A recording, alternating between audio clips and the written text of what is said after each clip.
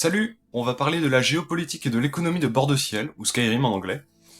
Pour commencer, Bord-de-Ciel, c'est là, au nord de Tamriel. C'est une province de l'Empire de Cyrodiil. Au départ, Bord-de-Ciel était peuplé par les Elfes des Neiges, plus tard appelés Falmer, donc trahis hein, dans la langue.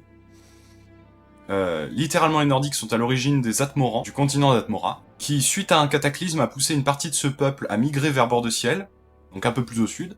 Une rivalité due à la peur des Elfes des Neiges de se faire remplacer ont attaqué la ville de Sartal, ça a donné la Nuit des Larmes.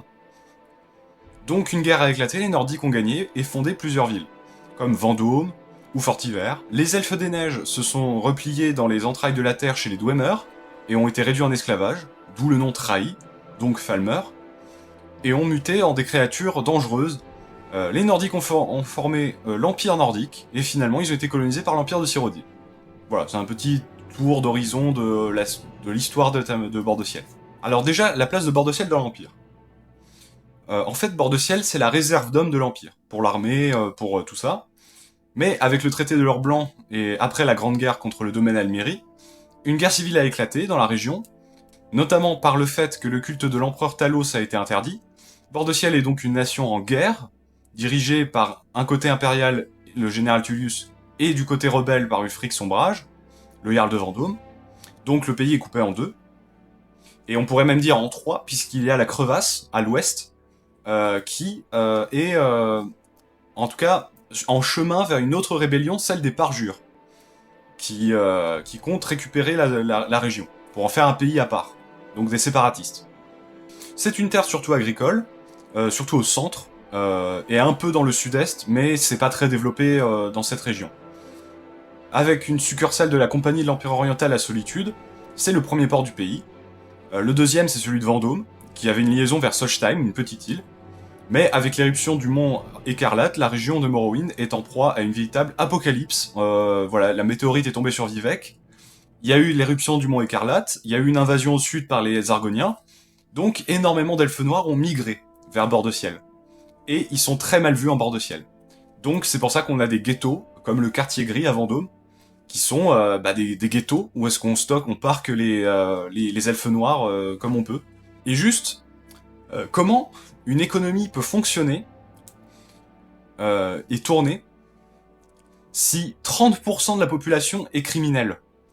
C'est-à-dire que littéralement, toutes les mines, tous les châteaux, qui sont en ruine au passage, ils sont même pas entretenus, tout ça appartient principalement à des bandits ou des sectes. C'est fort. Comment un pays, avec 30% de sa population en tant que bandit, peut faire en fait pour tourner. Voilà, c'est...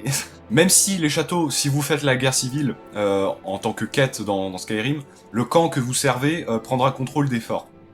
Mais ça reste très... il reste en ruine, quoi. Donc littéralement, les châteaux restent en ruine. Il n'y a pas de point de... Il n'y a pas de péage, il n'y a pas de truc comme ça, il n'y a pas de sécurité, en fait. Les routes de Bord-de-Ciel sont extrêmement dangereuses. Notamment à cause aussi du domaine Almérie qui a une ambassade en Bord-de-Ciel, et qui, du coup, a une sorte de Gestapo, il n'y a pas d'autre mot, qui traque les adorateurs de Talos. Donc, dans un pays où le culte de Talos était prédominant, tu as une Gestapo qui assassine et enferme tous les gens qui sont contre leurs idées. Les lieux de travail et de pouvoir sont en ruine, donc bien qu'il y a une garde dans les villes, cette garde ne sort jamais des villes. Donc il n'y a aucune sécurité garantie si vous marchez sur les routes de Bord-de-Ciel. Le pays entier est en proie à un cataclysme, notamment le retour des dragons, qui détruisent plein de villages, attaquent des villes, tout ça. Déjà que c'est pas une économie très diversifiée, Bord-de-Ciel, à part à l'ouest avec les mines d'argent. Il y a quelques mines dans la crevasse, c'est une zone minière. On récolte de l'or, de l'argent, du vif argent, et je crois que c'est à peu près tout. Mais la plupart des mines, de toute façon, sont occupées par des bandits. Il n'y a pas vraiment d'industrie, en fait, en Bord-de-Ciel. L'Empire, lui, a finalement été assez bénéfique, parce qu'il a permis une meilleure éducation, il a permis un non-racisme envers les gens, qui maintenant, le racisme dans Bord-de-Ciel est de retour.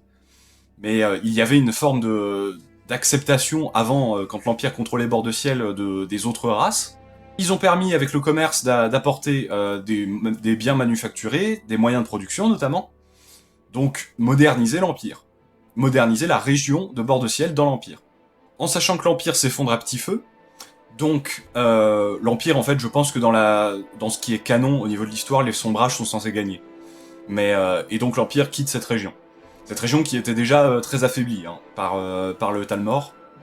Donc voilà, ça fait que c'est un pays qui risque de disparaître.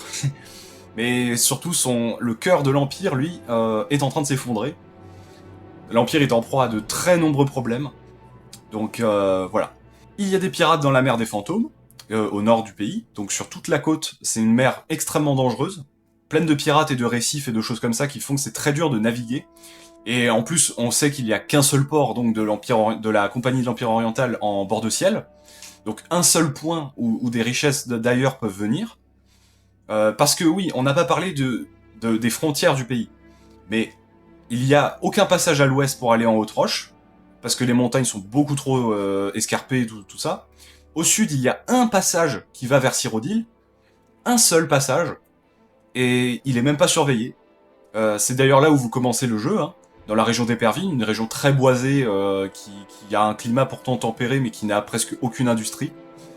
Donc une économie très faible, dirigée par un abruti en plus. Et à l'est, pour aller en Morrowind, même si ça n'a pas trop de sens d'aller en Morrowind vu le climat actuel, il y a un passage aussi, un seul. Sinon tout le reste c'est de la montagne, impossible à franchir. Donc comment voulez-vous qu'il y ait des échanges en fait quand il n'y a que 2 passages dans tout le pays pour aller dans d'autres pays, et que la route commerciale maritime est complètement infestée de pirates. Comment vous voulez que l'Empire puisse s'en sortir, en fait? C'est impossible. À l'ouest, d'ailleurs j'en ai pas parlé, mais il y a une mafia, qui est la famille des sans-argent, des sans d'argent, désolé, qui est littéralement, en fait, qui contrôle toutes les mines de la région, tout simplement, et la ville de Markarth.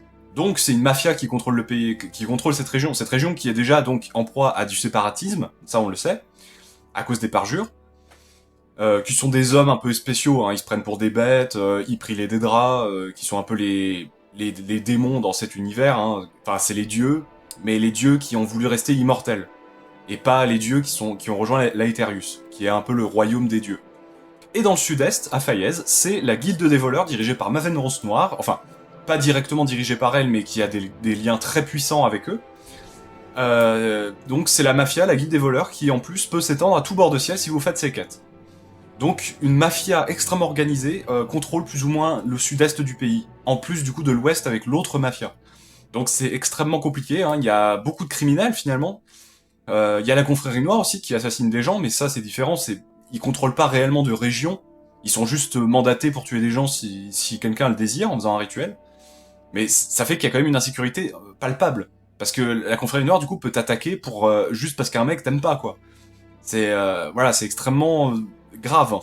Et donc, avec tout ça, il y a la crise existentielle des dragons, qui reviennent sur Tamriel, qui sont ressuscités par Alduin, qui rend la vie absolument impossible, hein. Donc, tous les marchands, tous les gens qui avaient des compétences se sont barrés au sud, en Cyrodiil, ou dans d'autres régions, mais en tout cas n'ont pas cherché à rester en bord de ciel, parce que bord de ciel c'est devenu impossible.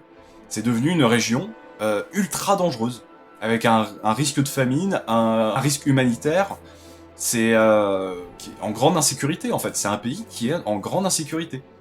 Donc, comme on a pu le voir, bord de ciel fait face à de nombreux défis, pour ne serait-ce que continuer à exister.